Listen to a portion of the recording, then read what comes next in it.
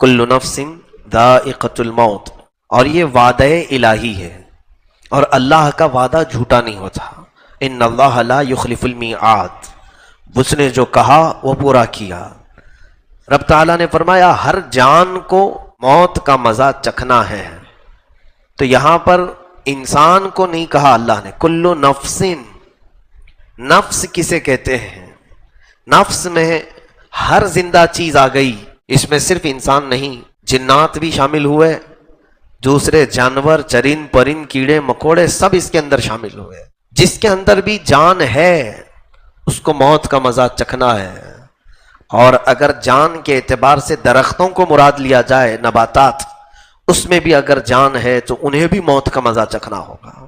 گویا کہ اس کا حاصل مفہوم یہ نکلا دنیا کی کوئی چیز باقی رہنے والی نہیں، سب فانی ہے۔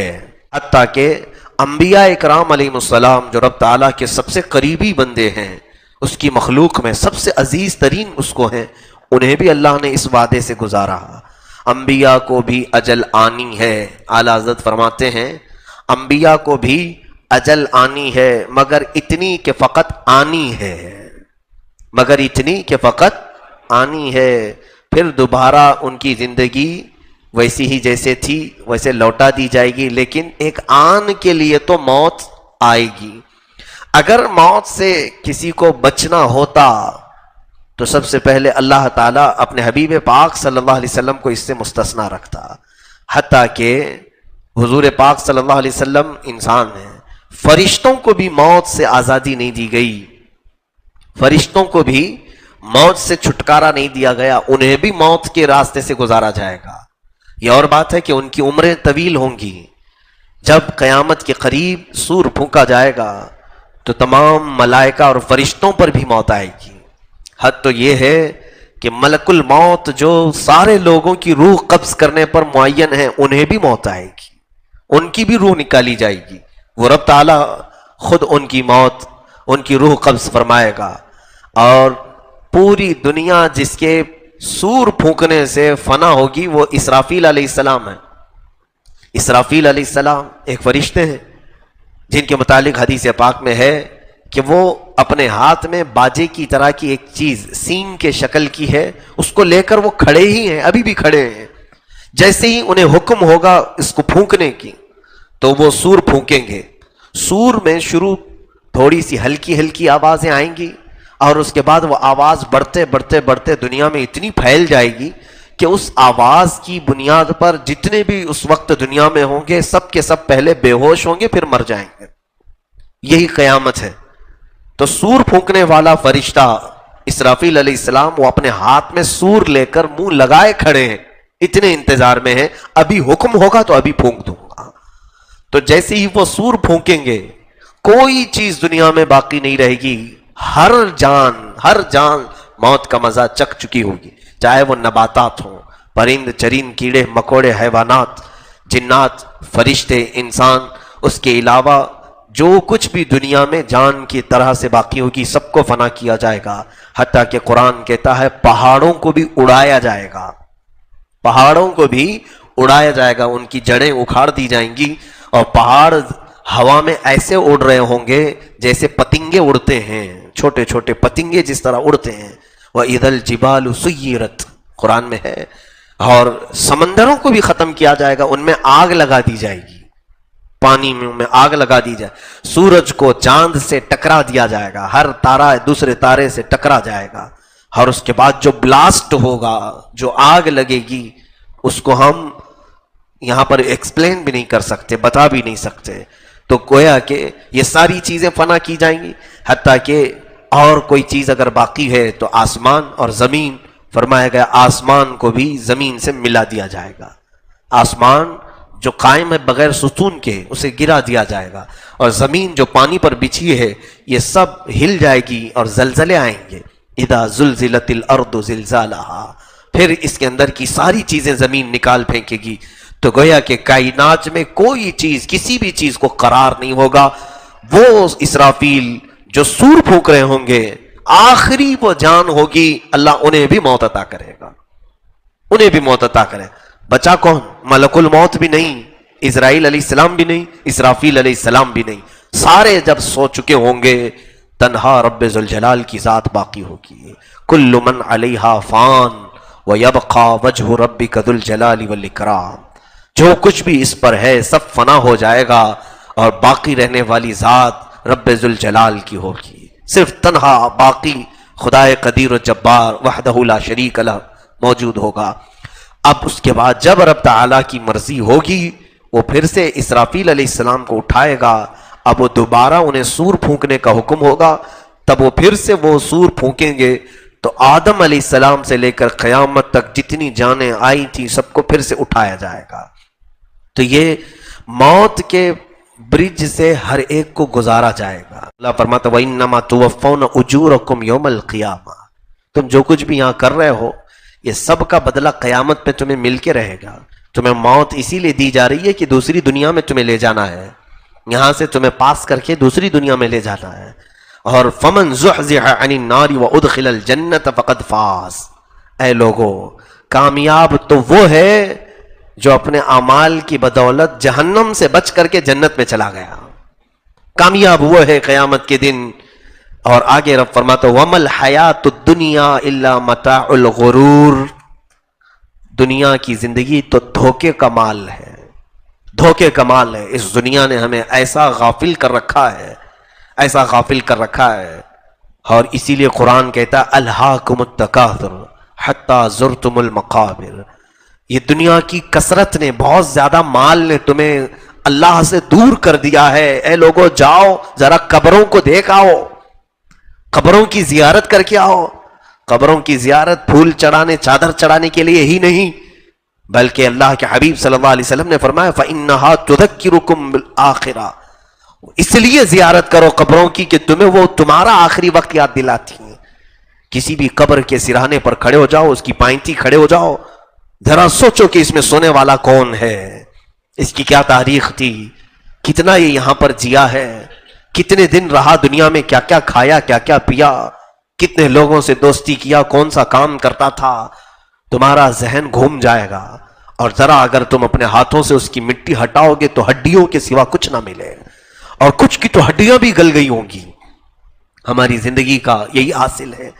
ہمارا جسم کیڑے مکوڑوں کی غذا بنا دیا جائے گا. ہماری دفن کے بعد سب سے پہلے ہمارے جسم کو پھاڑ دیا جائے گا. پیٹ ہمارا سب سے پہلے پھٹ جاتا ہے, زبان ہماری باہر نکل آتی ہے, آنکھوں کے دیدے ختم کر دیے جاتے ہیں, ناک سے ہماری تمام تر پیٹ کی چیزیں باہر نکل جاتی ہیں. میرے عزیزو قبروں میں دفن کرنے کا جو حکم ہے وہ مردے کی تمام بے عزتی کو چھپا دینے کے لیے ہے, اس کے عیبوں کو چھپانے کے لیے. لیکن جو اس کے ساتھ ہوتا ہے, اگر کسی میت کو دھوپ میں روڈ پر رکھ دیا جائے تو پھر پتا چلے گا کہ ہمارا آخری وقت کیا ہوتا ہے. مرنے کے بعد کسی لاش کو گرم سورج کے سامنے روڈ پر رکھ دو, 24 گھنٹے کے بعد اس کی لاش کے پاس سے گزرو, پھر اس کے بدن سے نکلنے والی تعفن سے تم بے ہوش ہو جاؤ گے. پھر قبروں کے اندر جو ہوتا ہے وہ اللہ ہی بہتر جانتا ہے. ہم موت سے غافل پڑے ہوئے ہیں, ہم موت سے بہت زیادہ غفلت کے شکار ہیں. میرے آقا کونین صلی اللہ علیہ وسلم فرماتے ہیں دن میں میں اپنی موت کو 70 بار یاد کرتا ہوں. جو کائنات کے آقا و مولا ہیں جن میں 70 مرتبہ اپنی موت کو یاد کرتے ہیں, اور یوں ارشاد فرماتے میں ایک سجدہ کرتا ہوں تو مجھے یقین نہیں ہوتا کہ دوسرے سجدے تک میں زندہ رہوں گا بھی کہ نہیں. ہم نے تو کتنے 100 سال کے پلان بنائے ہیں. آگاہ اپنی موت سے کوئی بشر نہیں. حدیث رسول میں ہے پانی اگر تھوڑا زیادہ گرم کر کے میت کو نہلایا جائے تو وہ گرم بھی اس کو لگے گا, گرمی بھی اسے لگے گی. جتنا وہ اپنی زندگی میں گرم نہاتا تھا اتنا ہی نہلاؤ. کچھ زیادہ گرم کرو گے تو جس طرح تمہیں چٹکے لگتے ہیں اسی طرح اسے بھی لگے گے. تمہیں جس طرح مکھی بیٹھنے پر کھجلاہٹ ہوتی ہے میت کو بھی اسی طرح سے ہوگی. اور اس کے جسم پر جو کچھ بھی بیٹھتا ہے سب اسے معلوم ہوتا ہے, سب کا احساس ہوتا ہے. لوگ یہ سمجھتے ہیں مرنے کے بعد تو کچھ بھی اب نہیں ہوگا. میں تو کبھی سوچتا ہوں کچھ لوگ مردوں کو, ہندو اپنے مردوں کو توڑ مروڑ کر کے بٹھا کر کے لے جاتے ہیں, ہڈیاں توڑتے ہیں اور انہیں بٹھا کر کے لے جاتے ہیں. ان کے ناک سے ادھر ادھر سے رسیاں کھوس کے نکالتے ہیں. ہر ایک کا احساس ہوتا ہے. میرے عزیزو یہ ایک منزل بڑی کٹھن منزل ہے. سیدنا عثمان ابن عفان رضی اللہ تعالیٰ مصلی بچھاتے تھے، جب قبر والی کوئی آیت آتی قرآن میں یا موت کا تذکرہ آتا تو اتنا روتے تھے کہ آپ کی ہچکیاں بندھ جاتی تھیں، اور آپ کے غلام وہ فرماتے ہیں صبح میں مصلی نچوڑ کر کے سکھاتا تھا، اتنے آنسو ان کے مصلی پر گرتے تھے۔ سیدنا عثمان ابن عفان اور قبروں کے پاس جاتے تو ان کا چہرہ پیلا پڑ جاتا تھا، پورا بدن کانپنے لگتا تھا۔ لوگ کہتے ہیں آپ خلیفہ رسول ہیں، عشرہ مبشرہ میں سے ہیں، یہ قبروں کے پاس آتے آپ اتنا ڈر کیوں جاتے ہیں؟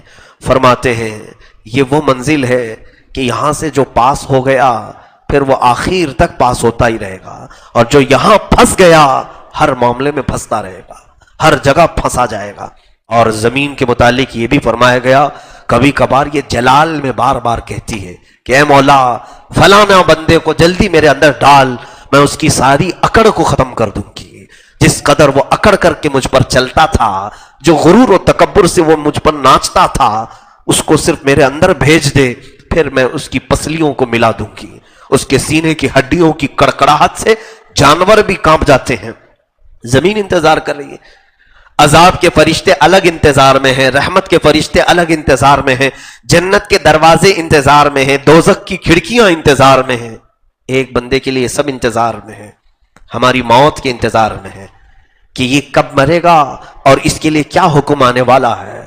جیسے ہی موت ہوتی ہے سب کے سب مولا کے حضور اب التجا کرتے ہیں، اے رب آج اس کا انتقال ہوا، آج اس کی روح نکال لی گئی، ملک الموت نے اپنی ڈیوٹی پوری کر لی، آگے کا حکم تو فرما، کون سی زمین کو اس کا لقمہ بنایا جائے گا، زمین کا لقمہ اسے بنایا جائے، کون سی زمین کے حوالے اسے کیا جائے، وہ بھی حکم ہوگا۔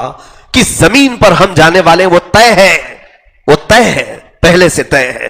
اس کے علاوہ دونوں فرشتے بارگاہ الہی میں پوچھتے ہیں مولا کس کو اترنا ہے اس کی قبر پر، عذاب والے فرشتوں کو کہ رحمت والے فرشتوں؟ موت کے بعد یہ بھی آرڈر آئے گا، وہ بندہ خوش نصیب ہوگا جس کے لیے مولا رحمت کے فرشتے اتارتے، اور وہ بڑا ہی بد نصیب ہوگا جس کے لیے حکم آ جائے گا اے عذاب کے فرشتوں اتر جاؤ، کہ وہ خبیث جسم سے خبیث روح نکل چکی ہے اور اسے اس کے اعمال کا بدلہ چکھاؤ، اسے اس کے کرتوت کا بدلہ چکھاؤ۔ یہ سب تو ہمارے انتظار میں۔ کیا یہ حیرت نہیں ہے کہ موت سے بچنے کے لیے ہر کوئی دوڑ بھاگ کر رہا ہے، علاج، معالجہ، ڈاکٹر، طبیب، حکیم، دعا سب کچھ کر رہے ہیں۔ کس لیے کر رہے ہیں ہم؟ جیسے بیمار ہوتے ہیں جلدی سے جا کے علاج کرواتے ہیں کہ نہیں؟ ارے نہیں، جلدی ابھی مرنا نہیں ہے، جبکہ ہر ایک کو معلوم ہے موت تو آنی ہی آنی ہے۔ کوئی ایک بتاؤ موت سے کوئی بچا نہیں بچا؟ سب کو یقین ہے موت آنا ہے، مجھے بھی آنا ہے، آپ کو بھی آنا ہے۔ جو چیز سے بچنا ناممکن ہے اس سے بچنے کی ہر کوئی کوشش کر رہا ہے، لیکن عذاب دوزخ سے بچنا ممکن ہے، لیکن اس سے بچنے کی کوئی کوشش نہیں کرتا۔ اگر بندہ کوشش کر لے جائے تو دوزخ سے تو بچ سکتا ہے، موت سے کوئی نہیں بچے گا۔ تو موت سے بھاگنے کی بجائے دوزخ سے بھاگنے کی کوشش کیوں نہیں کرتے؟ جتنا علاج موت سے بچنے کے لیے تم خرچہ کرتے ہو علاج پر، کاش اتنی ہی محنت، اتنا ہی خرچہ دوزخ سے بچنے کے لیے کر لیا جاتا تو بہت ہی ہماری زندگی میں سکون کی نیند ہم سو سکتے تھے۔ آج ڈر اس بات کا ہوتا ہے میرے عزیزوں، میں نے ابھی چند دنوں قبل ہل گیا تھا، ذکر کی شب میں نے اس بات کو عرض کیا تھا، خواب کی تعبیر میں دیکھ رہا تھا، کسی صاحب نے خواب یہ بیان کیا کہ ہم نے اپنے رشتہ دار میں سے ایک صاحب، ہمارے ان کے باپ تھے، دادا تھے، جو بھی، خواب میں دیکھا کہ وہ آئے تھے، دھول میں اٹا ہوا چہرہ تھا، کالا دکھ رہا تھا۔ کیا تعبیر ہے، کیا تعبیر ہے؟ تو ہر ایک کی تعبیر الگ ہوتی ہے خوابوں کی۔ میں نے پوچھا کون تھے؟ کہا ہمارے جو بھی ان کے رشتہ دار ہیں، فلاں تھے، پابند تھے، عبادت کرتے تھے، سب ٹھیک ٹھاک تھے، اور ہم نے ان کا جنازہ اٹھایا ہے، بڑی شان سے ان کو دفن کیا ہے۔ تو میں نے جب کتاب اٹھایا تو میرے ہاتھ کانپنے لگے، پڑھا میں تو یہ علامت تھی کفر پر موت ہونے کی۔ اللہ اکبر! کسی میت کو خواب میں اس حالت میں دیکھنا کہ اس کا چہرہ کالا ہے، روایت میں ہے کہ اس کی کفر پر موت کی علامت ہے۔ تو ڈر لگنے لگا۔ حج مسجدوں میں تو ہم آتے ہیں، موت آنی ہی ہے، آنی ہے، ہر ایک کو آنا ہے۔ کہیں ایسا نہ ہو کہ مولا ہمارے برے اعمال سے ناراض ہو کر ہمیں وہ کالی موت دے دے۔ جس کے بعد چہرہ کالا ہی رہے گا. یوم تسود وجوہ، قرآن میں ہے قیامت کے دن کچھ چہرے کالے اٹھائے جائیں گے، اتنے کالے کہ رات سے بھی زیادہ کالے ہوں گے. ان کے کالے پن کو دیکھ کر دہشت تاری ہوگی. یہ کون لوگ ہوں گے؟ جن کی موت کفر پر ہو گئی، ایمان پر موت نہیں ہوئی. عزیزان گرامی، اتنی خوش فہمی میں ہم آج جیتے ہیں، نمازوں کو چھوڑ کر بستروں پر ایسے لیٹے ہوتے ہیں. میں دیکھتا ہوں اتنے بڑے محلے میں اتنی بڑی مسجد خالی کیوں رہتی ہے؟ کیا مرنے کا کسی کو خوف نہیں؟ ابھی چند دن قبل ایک صاحب، ان کا انتقال ہوا. کیسے جانتے ہیں آپ؟ 40 سال کی عمر ہے، بڑے بزنس مین تھے، بڑے بزنس مین. ان کے بچے ہمارے پاس آتے ہیں، کہا کہ ابا رات کو سوئے، صبح اٹھے ہی نہیں. اٹھنے کا معمول تھا صبح 8-9 بجے، لیکن اس دن وہ 11 بجے تک سوتے رہے. 11 بجے تو جب اماں نے اٹھانا چاہا تو جسم پورا ٹھنڈا تھا. دیکھ کر وہ گھبرائی، ڈاکٹر کو بلایا گیا تو کہا رات میں ان کا انتقال ہو چکا ہے، بستر سے دوبارہ اٹھ ہی نہیں سکے. وہ جنازہ بھی میں نے دیکھا، رات کو نارمل کھانا کھا کر کے سویا ہوا آدمی صبح اٹھ ہی نہیں سکا. اے میرے عزیزو، کتنے مزے سے ہم فجر کی نمازیں قضا کرتے ہیں. کیا تمہیں یہ خبر ہے کہ آج کی فجر کی نماز قضا کرنے کے بعد اگر تمہاری موت آئی تو بے نمازیوں میں ہی حشر ہوگا، اٹھایا جائے گا یہی کہہ کر کے قیامت کے دن، مولا یہ بنا نماز کے تیری بارگاہ میں آیا ہے. ہم تو ڈرتے ہیں اس بات سے کہ عشاء ہماری قضا نہ ہو جائے، چھوٹ نہ جائے، کہ کہیں اگر یہ رات ہماری زندگی کی آخری ہو تو ہم کو جب اٹھایا جائے گا، موت لی جائے گی تو بے نمازی اٹھایا جائے گا. اور بے نمازیوں کے متعلق میرے آقا صلی اللہ علیہ وسلم فرماتے ہیں قیامت کے دن جہنم کا ایک دروازہ ہے، اس دروازے پر فرعون، حامان، شداد، قارون، ابو جہل، ابو لہب، ان کے نام لکھے ہوں گے. انہی ناموں کے ساتھ بے نمازی کا بھی نام لکھا ہوگا، انہی ناموں کے ساتھ اس کا بھی نام ہوگا. کیسے ہم اس طرح کی غفلت میں ہیں میرے عزیزو. موت ایک ایسی چیز ہے جو ہر بندے کو ہلا دیتی ہے، ہر بندے کی عبرت کے لیے کافی ہے. جب رسول کریم صلی اللہ علیہ وسلم موت کا تذکرہ کرتے تو صحابہ روتے اتنا کہ ان کی داڑیاں بھیگ جاتی تھیں، آنسوؤں سے داڑیاں تر ہو جاتی تھیں اپنے آخری وقت کو یاد کرتے ہوئے. ہم کیوں نہیں یاد کرتے؟ ہم کیوں اس منظر کو اپنے آنکھوں میں نہیں لاتے؟ کیا ہوگا جب ہمیں اٹھا کر کے ہلکے ہلکے لوگ لے کر چلے جائیں گے؟ 1000 میری خواہش نہ ہو تو بھی لوگ زبردستی لے جائیں گے. میں اس تنگ و تاریک قبر میں نہیں سونا چاہوں گا، پھر بھی مجھے دبا کر کے آئیں گے. میں کبھی نیچے سوتا نہیں، گدے پر سوتا ہوں، پھر بھی لوگ مجھے نیچے سلا کر آئیں گے. نہ لوگ مجھے تکیہ دیں گے، نہ گدا، نہ چادر، نہ بستر، کچھ نہیں دیتے. حتیٰ کہ وہاں مجھے نہ پانی دیا جائے گا نہ کوئی چیز. ہر چیز کا احساس تو مردے کو ہوگا، لیکن دنیا دیتی کچھ نہیں. پیسوں میں سے ایک سکہ بھی کسی کو نہیں دیا جاتا. کیا دیتے ہیں کسی کو؟ اس کی پسندیدہ چیزیں قبر میں رکھ دیتے ہیں کہ یہ چیز بہت پسند سے کھاتا تھا، مٹھائی رکھ دو اس کی قبر میں. کوئی کچھ نہیں دیتا. اگر سونے کے وقت ہاتھ ادھر ادھر نہیں پھیلتے، کنجسٹڈ جگہ ہو تو نیند نہیں آتی. وہاں تو قبر اتنی چھوٹی کھودتے ہیں، اس پر بھی سل لگا کر کے ٹائٹ کر دیتے ہیں تاکہ کروٹ بھی نہ لے. اور پھر باندھ کر کے سلایا گیا ہے، کھلا بھی نہیں رکھا جاتا. کفن کو ایسے کہ پیٹ پر بھی باندھا گیا ہے، پیروں پہ بھی باندھا گیا ہے، سر پہ بھی باندھا گیا ہے، پورا لفافے میں رکھ کر کے ہمیں لٹایا گیا. کس طرح سے ایک کنجسٹڈ جگہ پر اور کتنا تنگ لباس میں، ایک باریک لباس میں ہمیں ڈالا گیا ہے. اس منظر کو یاد کرتے یقیناً میں اپنی کیفیت بتا رہا ہوں، بارگاہ الہی میں کبھی کبھار ڈر کر کے میں رات میں اٹھتا بھی ہوں. عرض کرتا ہوں کہ مولا بہت میتوں کو دیکھا قبروں میں جاتے ہوئے، قبروں کو بند کرتے ہوئے، آخری مرتبہ ان کے چہرے دیکھے اور ان کے چہروں کو دیکھ کر ایک ہیبت بھی طاری ہوتی ہے. کتنے بے بس ہیں یہ. کبھی جب طاقت تھی تو مکہ بھی آزماتے تھے، جب زبان چلتی تھی تو ہر ایک کو چھلنی بھی کرتے تھے. کتنے خاموش ہیں یہ لوگ. آج ان پر لوگ مٹی ڈال رہے، کسی کو بولتے تک نہیں. اتنے بے بس ہیں یہ کہ ان کو کچھ بھی ہلایا جلایا جائے یہ کسی کو ڈانٹتے بھی نہیں، کسی کو اف تک نہیں کہتے. اور لوگ بڑے مزے سے ان پر تختیاں بند کر کے، وہ دوست بھی غائب ہوتے ہیں جو ان کے لیے رات رات بیٹھتے تھے. 5 منٹ کوئی قبر کے پاس بیٹھتا نہیں. ہماری قبر کی پہلی رات کیسی ہوگی، دوسری رات کیسی ہوگی، تیسری رات کیسی ہوگی. وہاں صرف اور صرف ملائکہ سے ہمارا آمنا سامنا ہے، کسی سے نہیں. ہماری کیے ہوئے کی تمام چیزیں انہیں بتانا ہے. ان کی مار کھانا ہے، یا ان کے کوڑے، یا ان کے بھالے، یا ان کے گرز جو لوہے کے وہ سینے پر مارتے ہیں تو 2 میل اندر جاتا ہے، 2 میل اندر جاتا ہے، وہاں سے وہ کھینچتے نکالتے، یہ تمام کیفیات کو ہمیں جھیلنا ہے۔ اس لیے دعا یہی کیا کرو کہ مولا موت سے چھٹکارا تو ہے نہیں، لیکن اچھی موت عطا فرما دے، اس کے بعد تو سکون ملے۔ اس دنیا میں کون سا سکون ملا؟ اسی لیے ہم بار بار دعا کرتے ہیں کہ میں نے دیکھا ہے سارے قبرستانوں، بہت قبرستانوں میں گیا، بہتوں کے جنازے پڑھا ہے، دفن میں بھی شریک رہا، لیکن میری زندگی میں نے صرف ایک ہی قبرستان کو دیکھا جہاں زندہ بھی سونے پر فخر کرتا ہے، وہ جنت البقیع ہے، میرے آقا کا پڑوس قبرستان ہے۔ ایسا ہے کہ میں دن میں بھی وہاں گیا، رات میں بھی گیا، اتنا با رونق قبرستان کہ سچ بتاؤں ابھی اگر کہہ دیا جائے کہ لیٹ جاؤ تو خوشی سے میں لیٹ جاؤں۔